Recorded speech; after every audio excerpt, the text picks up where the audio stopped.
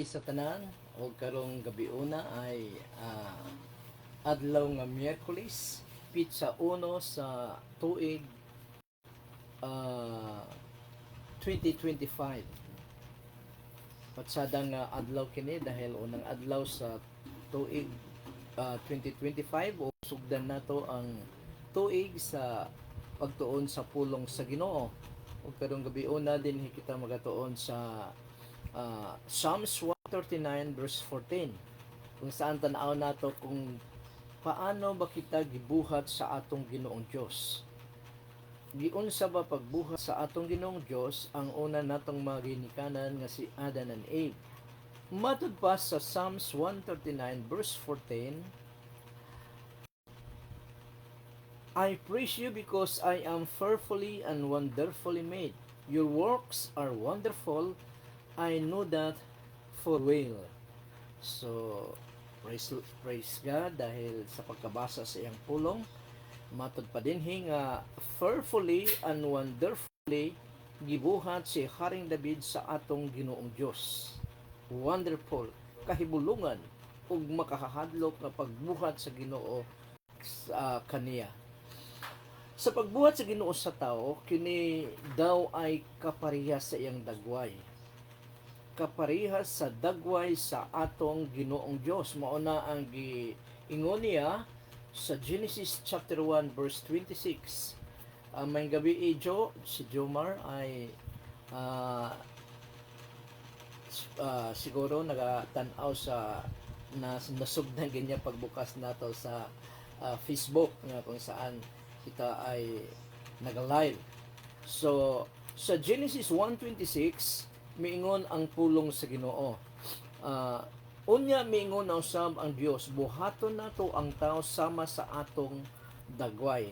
Kini nga verse ay pagkatapos sa creation sa atong Ginoong Kristo sa mga panginahanglan sa tao nga pinakasentro sa iyang creation.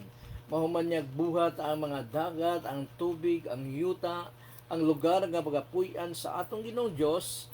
Ang pinakasentro last nga gibuhat sa atong Ginoong Dios ay si Adan and Eve. Og matod pa din niya sa atong Ginoong Dios, kausap niya ang duha ka persona, ang atong Ginoong Kristo og ang Holy Spirit dahil matod pa niya din unya miingon na usab ang Dios, buhaton nato ang tao. So may kausap din ang atong Ginoong Dios, ang God the Father. For sure dili mga anghel dahil ang mga anghel ay creation sa atong Ginoong Dios. Dili siya mangayo og counsel sa iyang creation dahil all-knowing ang atong Ginoong Dios. Hindi siya nangangailangan ng counsel sa iyang creation. So for sure ang kausap niya din ang atong Ginoong Kristo o ang Holy Spirit. Buhaton daw nila ang tao sama sa ilang dagway. Sa English na yung ay medyo patsada pakinggan. Let us make man in our image and in our likeness. Nagiingon dito, image o likeness sa atong Ginoong Dios gibuhat ikaw o ako. Busa kung may physical man nga dagway ang Ginoong Dios, kini ay for sure gwapo o gwapa, babae o lalaki. Perfect in beauty, matod pa niya sa iyang creation nga si Lucifer. Lucifer is perfect in beauty, matod pa dito sa atong Ginoong Dios. Munang tungod sa iyang ka-perfect ni Lucifer, ay nangandoy siya nga malabwan pa niya ang atong Ginoong Dios nga nagbunga sa iyang downfall. Busa maulagi na kung dunay physical ang atong Ginoong Dios nga form nga physical ay for sure perfect in beauty. Ug doon kay nagkaroon man og physical nga lawas ang Ginoong Dios through Jesus Christ. Pakatandaan natin nga ang Dios ay nagpakatao, pinaagi sa atong Ginoong Kristo, ang second person sa triune God.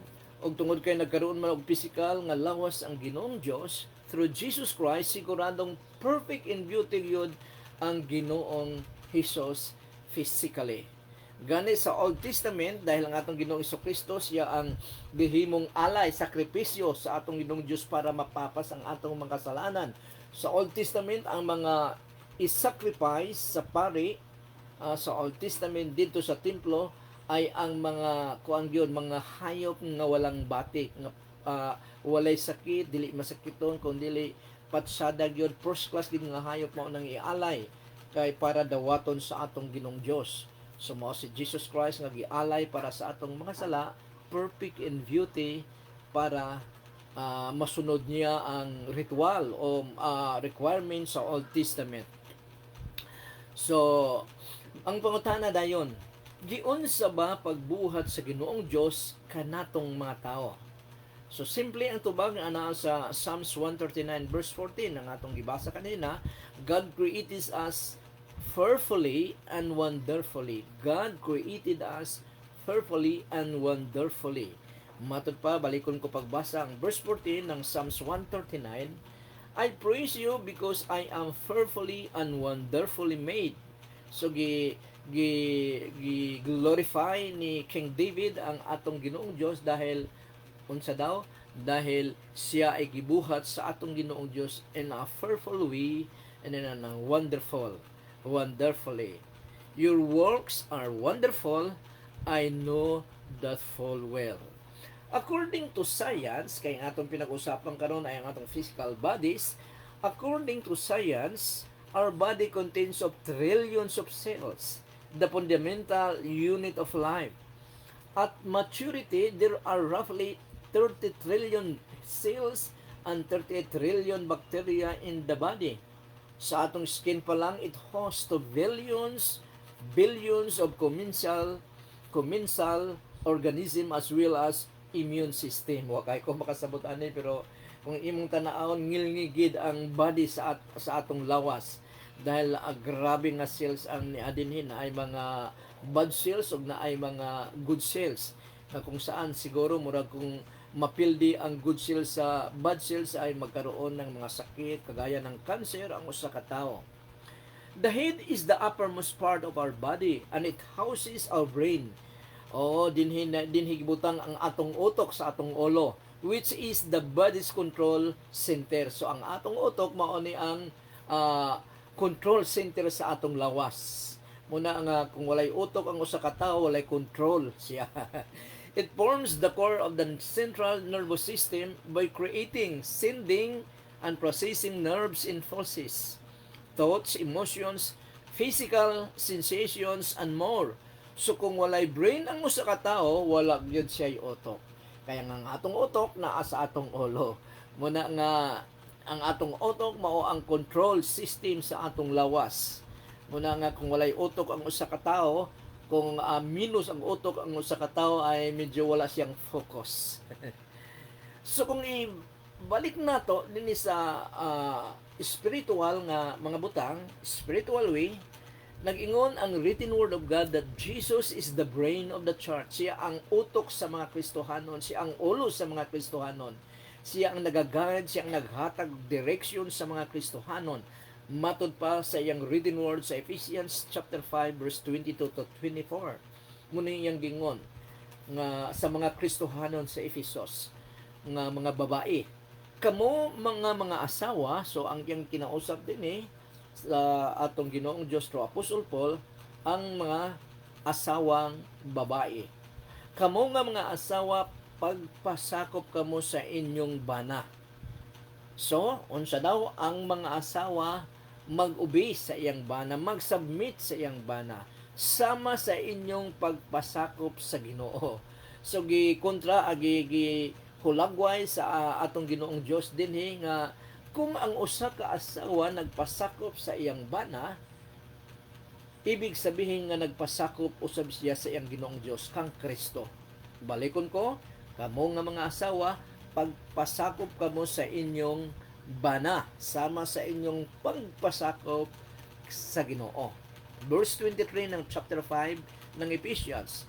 Kaya ang bana mao ang ulo sa iyang asawa, sama usab nga si Kristo mao ang ulo sa mga Kristohanon nga mao ang iyang lawas ug siya usab ang mangluluwas. Jesus Christ is the Savior and the head of the Christians, of the church, nga mao ang mangluluwas daw.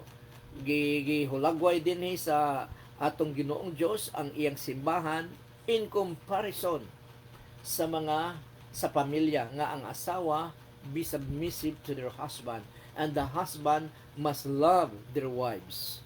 Verse 24. Busa ingon nga mga tumutuo or Kristohanon nagapasakop kang Kristo, ang mga asawa kinahanglan usab nga magpasakop sa ilang mga bana.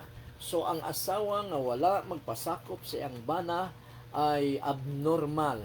Dili na mao ang role, dili na mao ang normal nga role sa gingharian sa atong Ginoong Dios dinhi sa yuta.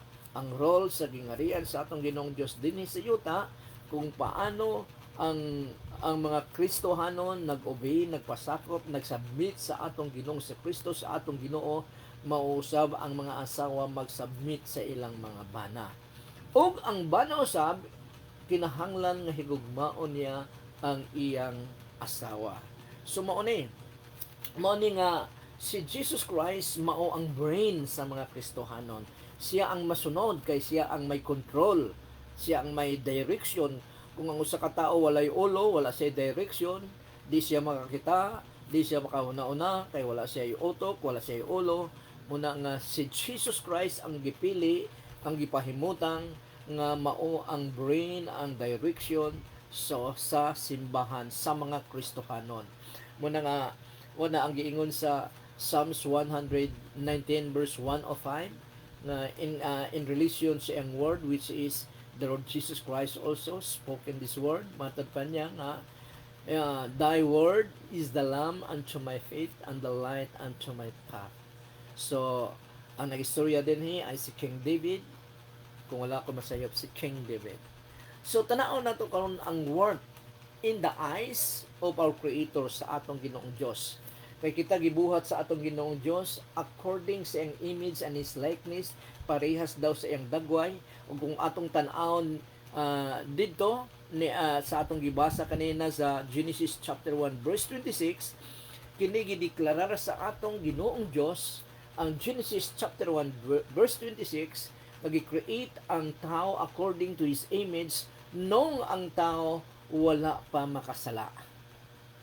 Kay nakasala ang tao dinhi na sa Genesis chapter 3. So ang context niya kung atong tan-awon, gideklara sa atong Ginoong Dios nga ang tao according sa iyang image, gibuhat niya ang tao dahil ang image sa atong Ginoong Dios walay kasalanan.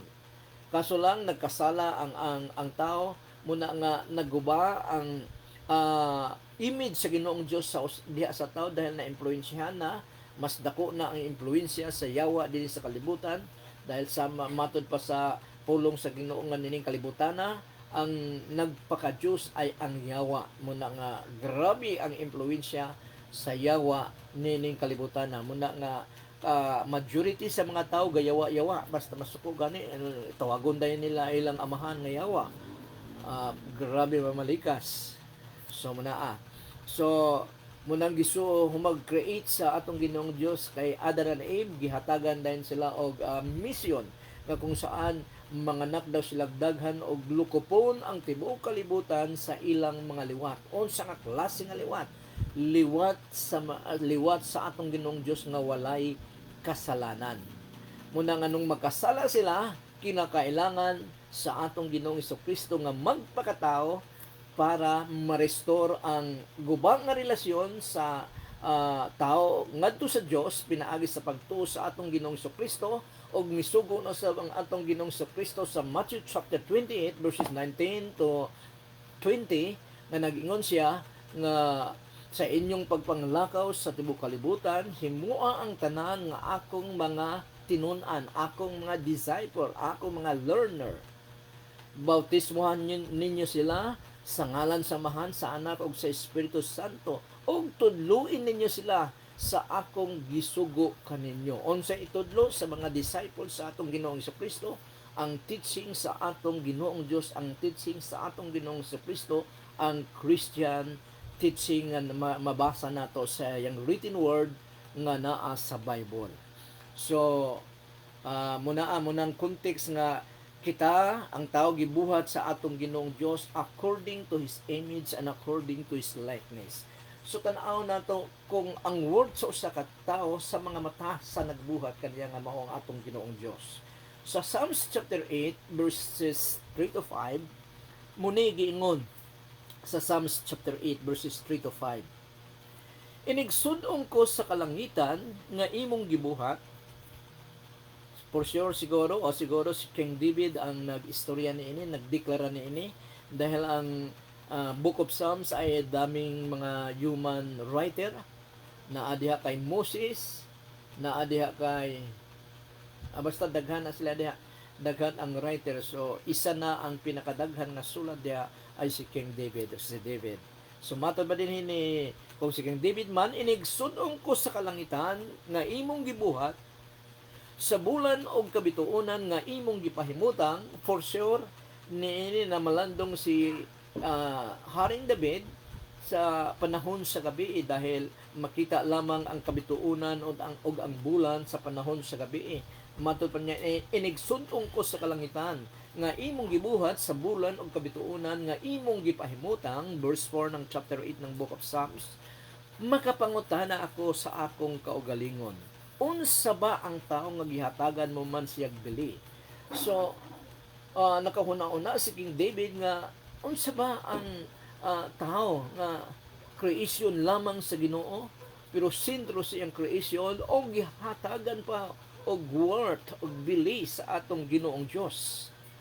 Nga kung tutusin, ang Dios mo exist, ang Dios ay padayon nga magpabilin nga mo exist bisag walay tao nga yang binuhat. Ngunit ang tao dili mo exist, dili magpadayon pag-exist kung wala ang atong Ginoong Dios.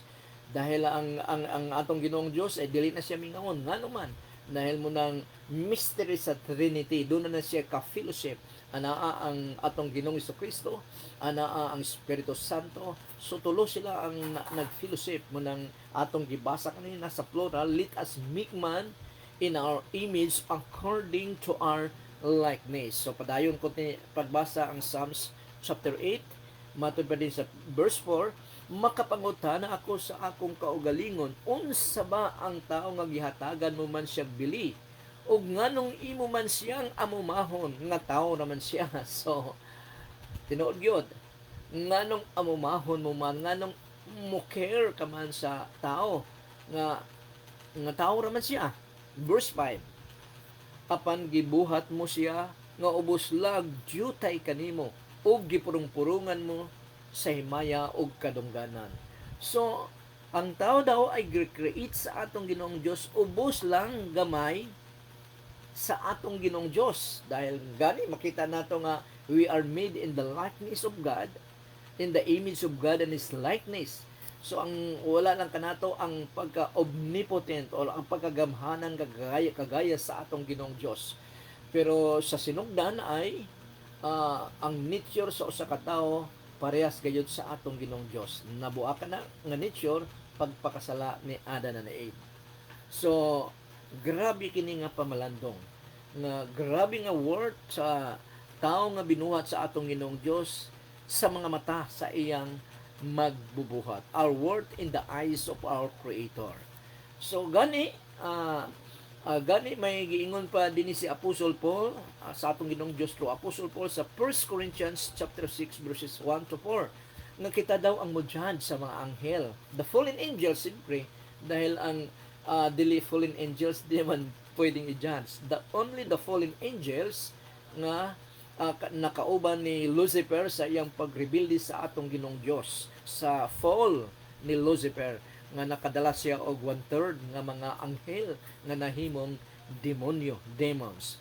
So matod pa sa 1 Corinthians chapter 6 verse 1, mao ning gingon, kung ang usa kaninyo adunay reklamo batok sa iyang isig ka tumutuo, isig ka Kristohanon, nganong ipaabot pa man ninyo kini ngadto sa husgado nga wala makaila sa Dios. So ang context din ay mahitungod sa mga problema sa simbahan nga nagsinumbunga na sila dito daw sa korte nga ang mo judge sa ila, ang mo sitol kanila ay mga tao nga walay relasyon, wala makaila sa atong Ginoong Dios. Mo nang nangutana si Apostle Paul sa mga Kristohanon sa Corinto, kung nang usa kaninyo adunay reklamo batok sa iyang isig ka tumutuo, nganong ipaabot pa man niya kini ngadto sa husgado nga wala makaila sa Dios. Kagaya sa ato karon, dunay husgado nga walay relasyon sa atong Ginoong Dios, ang ilang gigamit lang ay kanilang instinct, kanilang wisdom, worldly wisdom. Verse 2 ng 1 Corinthians chapter 6, dili ba nga sa kaulahiang mga adlaw kitang mga tumuto o kitang mga Kristohanon mao ang mahukom sa mga tao nga wala motuo sa Dios, bisan gani sa mga dili Kristohanon walay pagtuo sa atong Ginoong Kristo, matud pa ni sa atong Ginoong Dios, kita ang mohukom, kita ang mo-judge kanila. Naalala ko tuloy ang Revelation chapter 20 verse 4, kung ako masayop, nga doon si Apostol John nakakita og mga trono nga kung saan na ang naglingkod dinhi ay ang mga judges, mga tao. For sure siguro muni ang gihulagway dinhi nga sa ulahing mga adlaw daw, kaulahi ang mga adlaw, kitang mga Kristohanon mao ang mohukom sa mga tao nga wala motuo sa Dios. Sa mga unbelievers, we will be their judge. Kita ang hatagan og otoridad sa atong Ginoong Kristo para iyang i-delegate ang iyang trabaho to judge people, to judge the unbelievers.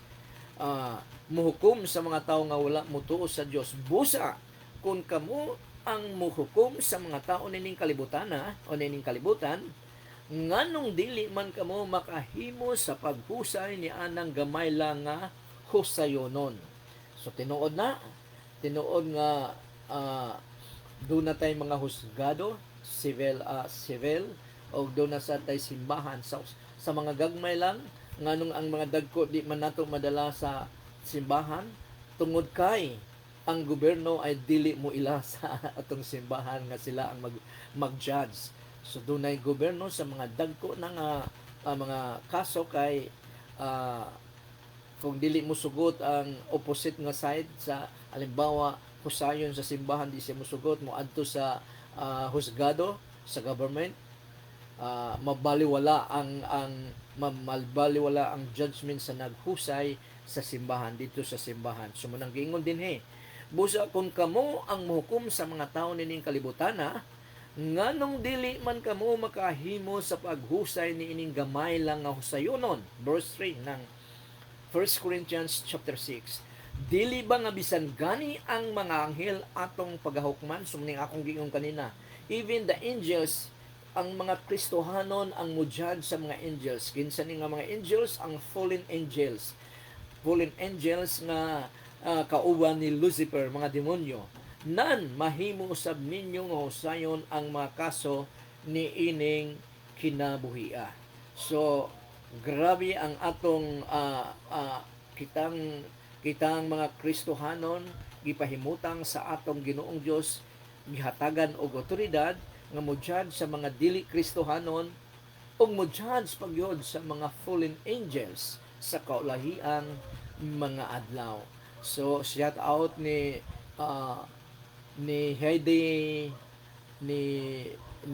Heidi Dagok o Heidi ito asingo og igsoon sa akong asawa nga nakatan-aw ni nga live. So maayong gabi day uban sa imong pamilya, sila ni John. Christians are priceless. Kitang mga Kristohanon ay dili pwedeng bayaran. Bisag bulawan sa tibok kalibutan, dili pwedeng ibayad sa usa ka Kristohanon. Dili pwedeng mabili ang usa ka Kristohanon sa tibok treasure sa tibok kalibutan, dahil mahal ang atong kinabuhi nga ang nagbuhat nini ang atong Creator. Matod pa sa 1 Corinthians 6:19-20, kini ang gihulagway dinhi sa atong Ginoong Dios to Apostol Paul, ang atong worth nga priceless gyud ta atubangan sa atong Creator, sa atong Ginoong Dios. Matod pa dinhi 1 Corinthians chapter 6 verse 19. Dili ba ang Espiritu Santo nga gihatag sa Dios nagapuyo sa atong lawas isip iyang templo? So dinhi makita nato nga ang usa ka Kristohanon, ang mga Kristohanon or usa ka Kristohanon, siya ay templo sa atong Ginoong Dios. Unsa buot pasabot sa templo? Siya ang balay puloy-anan sa atong Ginoong Dios through His Holy Spirit. mo nang giingon dinhi sa written word of God. Dili ba ang Espiritu Santo nga gihatag sa Dios nagapuyo sa atong lawas isip iyang templo? Busa kining atong lawas dili ato kung dili iya sa Dios. So ang atong mga lawas ay dili ato, iya kini sa Dios. Dili ta pwedeng mo ingon nga this is myself, this is my body, nga ako magbuot ni ini, dahil dili ni ato. Kung ikaw ay Kristohanon, pero kung dili ka Kristohanon, okay lang, dahil kini nga mga words ay gisulat sa atong Ginoong Dios to the faithful Christians of Corinth, nga bisag pakasala sila pero faithful lang gyapon ang tingin sa atong Ginoong Dios kanila. Busa kining atong lawas dili ato kung dili iya sa Dios. Verse 20 ng chapter 6 ng 1 Corinthians. Kay mahal ang iyang pagpalit kanato. So ang atong lawas daw, ang atong physical nga lawas, which is the temple of the Holy Spirit, the third person of the Triune God, ay mahal daw ang pagkapalit kanato sa atong Ginoong Dios. Giunsa ba kita pagpalit sa atong Ginoong Dios? Pinaagi sa kamatayon sa atong Ginoong Hesukristo. Kamatayon sa atong Ginoong Kristo. Muna ang atong kaluwasan libre dahil ang nagbuhat ni ang atong Ginoong Kristo dito sa krus ng Kalbaryo, pero dili barato.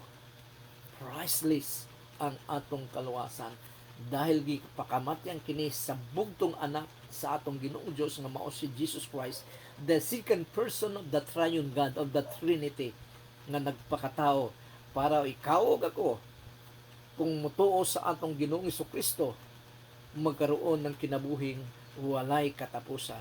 Kung magkaroon ka na ng kinabuhing walay katapusan, ang gusto sa atong Ginoong Kristo, ang gusto sa atong Ginoong Dios nga naa sa iyang written word, imo kining pagasundon, imong i-apply sa adlaw-adlaw nimong kinabuhi para ma-transform ang imong pagkatao according sa gusto sa Ginoo. Bisag grabe ang impluwensya sa Yawa, pero magpadayon ang pagka-transform sa imong pagkatao according to the image of God nga nagsugo sa tanang mga Kristohanon nga moadto sa tibuok kalibutan para himong disciples ang tanang mga tao, dili partial, dili pipila lamang kundi tanang mga tao, para matudluan sila sa Christian teaching ug pagkatapos nilang matudluy sa Christian teachings, which is in the word, in the written word of God, ila kining mai-apply para ma-transform ang ilang pagkatao o mahibalik ang image sa Ginoo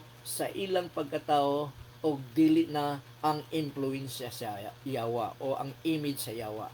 Naagi hapon ang pagpakasala, pero matod ko pa sa una, kung makasala man kita, ihatagan kita og a passage sa atong Ginoong Dios that if we confess our sins, God is faithful and just to forgive us and cleanse us from all of our unrighteousness. So balikon ko, Christians are priceless. Nga naman, kay mahal ang iyang pagpalit kanato. Busa, gamitan ninyo ang inyong lawas sa pamaaging mga madaig ang Diyos. Grabe. Human ipakita sa atong Ginoong Diyos nga mahal ang pagkapalit kanato, ang atong kaugalingon dili na kung dili sa atong Ginoong Diyos. Gipahulam lang kini kanato. Ang challenge sa atong Ginoong Diyos sa verse 20, gamitan ninyo ang inyong lawas sa pamaagi nga madaig ang Diyos. Kumusta ang atong mga kaugalingon, ang atong pagkatao? Sa adlaw-adlaw natong kinabuhi na daig ba nato ang atong Ginoong Diyos? Kung wala ka magbasa sa iyang pulong, sa iyang written word, paano mo madaig siya? Nga detalyado ang pagdaig sa atong Ginoong Kristo, sa atong Ginoong Diyos, nga mabasa nato sa iyang pulong dahil nato makita ang do's and don'ts nga gusto sa atong Ginoong Diyos, pinaagi sa tabang sa Espiritu Santo nga buhat nato ang iyang kabubuton. We are unang adlaw sa 2025. Kumusta ang kinabuhi mo sa 2024? Nadahig ba ang atong Ginoong Diyos through your life? Nahimo ka bang blessings sa pangalan sa atong Ginoong Diyos? Labi na gyud sa spiritual blessings ngadto sa uban nga nakasulod sila sa gingarian sa Diyos through you. Pinaagi sa imong kinabuhi, pinaagi sa imong testimony nga gisugo sa atong Ginoong Diyos. Nga himuong disciples ang mga tao nga imong maimpluwensyahan. busa igsuon tuig 2025, unang adlaw sa tuig 2025. Naway ang atong choice, ang atong commitment sa atong Ginoong Dios ay lig-on. Nga karong tuiga sa 2025 magmatinud-ano na kita sa pagsunod sa atong Ginoong Hesukristo. Ng atong commitment dili kay istorya lang, kung dili bisag sakripisyo, i-sacrifice nato ang atong kaugalingon para maihatag nato ngadto sa atong Ginoong Dios nga tag-iya sa atong kinabuhi, even our life, our body, na mao'y tag-iya nini para mahimaya ang atong Ginoong Dios sa atong kaugalingon. Ug daghan unyang mga tawo nga magpasalamat sa Dios tungod kay nakita nila ang atong pagkatao nga impluwensyado gayud sa atong Ginoong Dios. So, naapa lang ta sa katunga sa atong gikuan karon. So dinhilang usa kita kutob dahil 30 minutes na akong nagistorya.